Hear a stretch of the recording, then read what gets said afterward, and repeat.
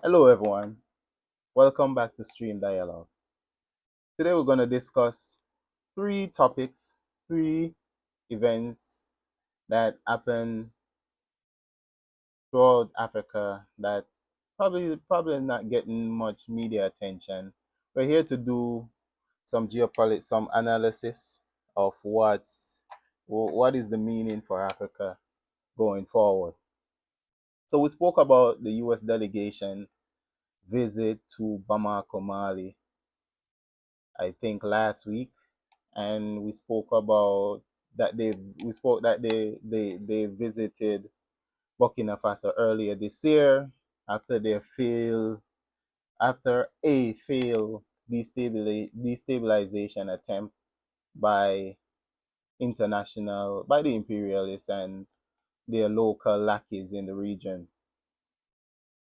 So we also spoke about double diplomacy. We gave the example of Algeria, but we think this on the part of Uncle Sam is a bit of we can it's a bit of double diplomacy in our view. After their visit to Bamako, we saw just a few days ago the canceling of visa to Niger. So the US embassy is not issuing visa, is not suspending visa to Nigerian nationals. So in a sense, they're trying to reach out to, let's say, Burkina, Mali, but yet still they're trying to isolate Niger on one hand. And we've spoken that Africa is in a new dynamic. This is not going to work. And the AES coordinate their diplomacy, they coordinate their action. They won't one state won't take an action that undermines the other. So after during this week has been an eventful week in the AES. We saw the Russian delegation visit to Niger. We saw them visit Burkina Faso today. We saw them visit Mali a bit earlier. And the difference, as we spoke about Uncle Sam's delegation, there were no agreements. There were nothing to really talk about. But today's Russian delegation, and just a disclaimer, I got this information from the Nigerian official site. Um, I'm not a propagandist of any government. We just come here and analyze how things are in Africa and how we see it. So this was a strong delegation from the Russians, and we saw there was even the energy minister. There were business delegates within this delegation. There was the cooperation on nuclear energy between the Nigerian government and this Russian delegation. We also saw that energy cooperation, and also in Burkina there was this intergovernmental committee that was set up to realize the projects that Burkina is planning to work on with their Russian counterpart. For example, the nuclear power plants and other stuff, even in the space of healthcare. We saw a mobile microbiome lab being provided by this by the Russian on the Russian side. So what we are trying to show the West, we're not saying we are against anyone. We are for the development of Africa and African people. When these people come to Africa, and you see the difference, when these people come to Africa, they're offering something. So what can others offer Africa? We know that Africa has the resources, we have the manpower, we have everything. We just need the transfer of technology. We need win-win cooperation. We don't need to be Africa don't need to be talked down to be bullied and all that nonsense that these people have been doing throughout the century. And the difference between this delegation, and we're not trying to compare, we're not here to compare to say this is not football and this is not a football team, this is not Arsenal versus, I don't know, Chelsea or something. We're not here to say we're a fan or we're no fan of any other team. Whoever can provide for us, provide for the AES, provide for Africa, that's what we're against. But you can see even in the media coverage within the AES, you can see a lot of, a lot of, as they say in Ghana, a lot of vim, a lot of enthusiasm for this delegation because they know there's substance to it. There's substance to it.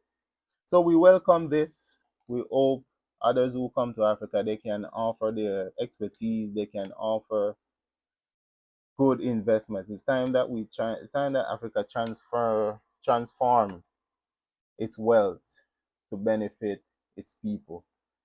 So moving on to a second topic of something, and I think it's been happening under the radar a little bit, and this is the Ghana Morocco cooperation.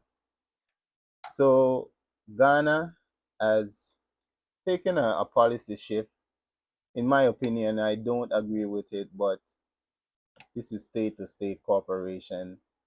We can protest it a bit. Um, Ghana has shifted its policy from recognizing the full independence of the Western Sahara or Sahrawi Republic. They're moving more to a Morocco controlled Western Sahara. And earlier this year, we heard a big announcement. Well, they made it to be a big announcement. The Ghanaian, I think, foreign minister made the announcement that Ghanaians can travel to Morocco visa free. Moroccans can travel to Ghana visa free and so forth. But within this cooperation, we see that Ghana is getting huge supply of fertilizer. For those who don't know, the Western Sahara territory has a lot of minerals, and some of the minerals they have, material they possess, is used to produce fertilizer. So Ghana will be buying a lot of fertilizer from Morocco. We hope that um, this won't, degrade into anything, you know, bad for both sides. We love to see intra-African cooperation. Um, yeah. The Moroccans are on a diplomatic offensive. They're on a diplomatic charm, as you would say, especially throughout West Africa. We talk Ghana Morocco cooperation, but also Morocco was the first country to offer the AES access to the Atlantic Ocean after ECOWAS, the puppets, closed their borders, their ports to the AES. So the blockade on Niger, the blockade on Burkina Mali, we saw that Morocco offered, and strategically, I think they're playing their hands pretty well. So through the Western Sahara territory, they offered access to the AES. So we will see where that goes. And this is to show that countries like Algeria, I hope they, you know, some people say it's a deep state, whatever. I hope they come to their sense because Algeria basically, all around it, it has what you would call enemies. So especially the AES, and Algeria shouldn't be in conflict. I think their interests. Well, that's another topic for another day. And then we move on to Ivory Coast. Mr. Ouattara, the rebel in chief. So, ladies and gentlemen, if we look back during 2011, with the fall of Muammar Gaddafi, Many of us we remember Libya because of the the terrible outcome. Libya has been divided, different governments. It's just constant conflict. But after Libya, not even just a few months after Libya, or a few weeks maybe, we saw that the same playbook, the same aggression that was put against Libya was put in play against Cote d'Ivoire. The president at the time who won the election, even the ICC, after putting him in prison, confessed. They even wrote an article that he did nothing wrong. Laurent Gbagbo. And the French aided rebels to take over the Ivory Coast, which I hope to do a more in-depth video on that. But yes, Cote d'Ivoire, or Ivory Coast, was the second country in 2011 to be taken over by rebel. Actually, I would say it is probably the only country during that time to be successfully taken over by a rebel, where a rebel actually set up a government and control the whole country. And that is where the destabilization, well, in Libya, of course, to the Sahara, to Algeria, to destabilize Mali, the north. Um, After the fall of Blaise Compaoré, we saw that Cote d'Ivoire basically just destabilizing the whole region, not just Burkina Faso. It's destabilizing the region. We saw that when ECOWAS tried to launch the ECO currency, it was the rebel in chief himself, Alassane Draman Ouattara, who connived with the French to torpedo that currency when West Africa could have their own currency trading, because France did not want to give up their control of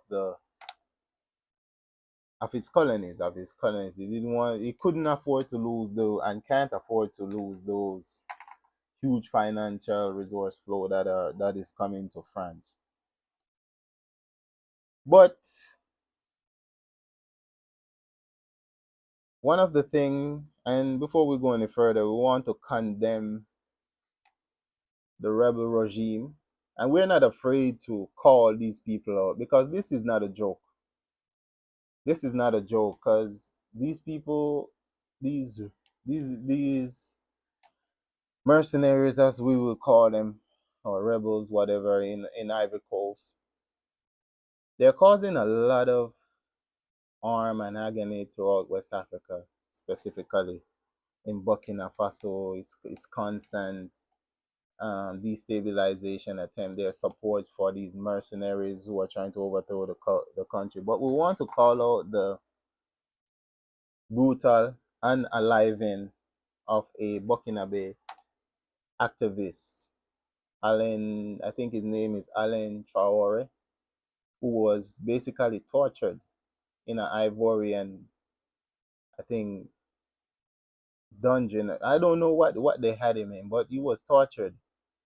As of today, July 30th, the Ivorian government came out and make a statement that they're sorry about the death, which is not an apology to me. They were caught with their pants down, and then trying to put smoke over all of that. The president, the rebel in chief himself, announced his fourth term, his bid for a fourth term in Cote d'Ivoire. And where is ECOWAS? ECOWAS is silent. ECOWAS is not. Where's ECOWAS standby force that they plan to restore democracy in Niger? It's non-existent. So this whole thing about democracy in West Africa, it's all a facade. It's all fake. Macky Sall himself in Senegal tried to run for a third term, but the people of Senegal, and we can't we congratulate the youth of Senegal, but the fight still continues. People like us here support you. We congratulate you for and commend you for sacking the Sall from power. But still, the fight continues. It's time that it doesn't matter who's in power. You have to hold those leaders accountable and make sure they stick to what they promise, because they have the backing of the youth. They have the backing of the population. But there's a few things that I want to go over during the president of Ivory Coast speech while he's announcing his bid for president again. So one of the reasons he gave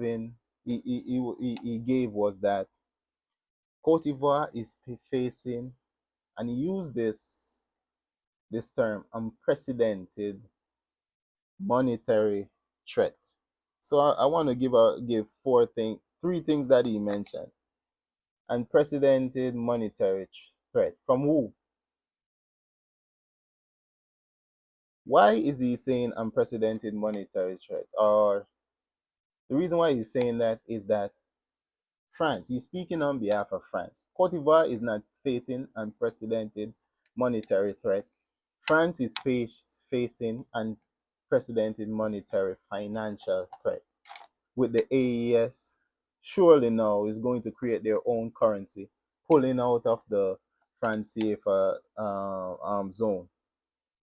Another thing he mentioned was economic threat. Yes, Ivory Coast is in economics problem, of course, but the way he sounded again, it felt like he was speaking on behalf of France. France is facing unprecedented economic challenges currently and security threat. Our analysis of this so-called security threat is that number one, all their destabilization attempts at fail in Burkina Faso. I think they hope that they would have overthrew the Burkina Faso revolution, then announced his candidacy. That is why ECOWAS gave the AES until July 25 to return to ECOWAS. ECOWAS thought they would have destabilized at least one of these governments, dismantle the AES by the 25th of July. So far, their plan have failed, and we hope that their plan continue to fail. So you can see that this rebel in chief, this regime, I know it's not just him. He's just a whole guy with just maybe one of his eye is working, but this regime on behalf of France they're pretty desperate, because to put a someone who keeps changing the constitution while there's there's a clearly the people, even the people in the region, their eyes are open. They can see that this is not good. But another so-called security threat that I think the rebel in chief Alassane Ouattara is mentioning is that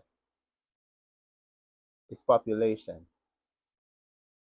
The people are tired of him and tired of this, not just him, but this regime and this submission to France and so forth. And they're afraid that something that happened in Burkina Faso, in Mali, might happen. So they want to keep themselves in power, to hold this thing together as long as possible, so France can find a solution. And these candidates that were being pushed for as opposition, so called, the one in France is Thiam or something. He would be a weak leader, in my opinion. Weak in terms of personality, in terms of character and so forth. So the French will take Ouattara over him any day. So, ladies and gentlemen, Thank you so much for joining. These things that happen, we try to analyze them and put them forward.